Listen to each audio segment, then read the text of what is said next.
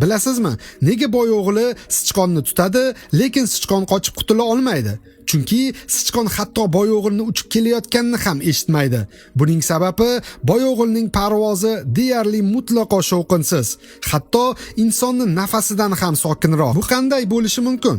Avvalo, boy o'g'ilning qanotlari keng. U asosan havoda suzadi, ko'p parillamaydi. Ikkinchidan, uning patlari shovqinni yutuvchi tuzilishga ega.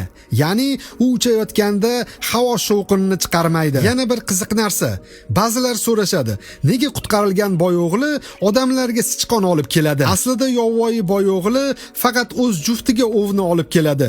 Demak, agar u odamga sichqonni keltirayotgan bo'lsa, demak u odamni o'z jufti deb o'ylayapti. Ba'zi boy o'g'illar qutqarilgandan keyin yovvoyi tabiatga qaytmay qoladi. Sababi oddiy, yovvoyi hayotda boy o'g'li kuniga 10 martadan ov qiladi. Agar u 2 haftadan ko'proq ov qilmasa, mushaklar xotirasini yo'qotadi va ov qilishni unutadi.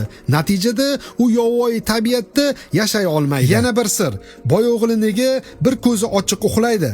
Chunki u miyasini faqat yarmini uxlatib, qolgan yarmini hushyor qoldira oladi. Bu esa uni uyquda ham xavfsizlikni saqlashda yordam beradi. Va eng so'nggi sir, nega ular tunda faol bo'lishadi?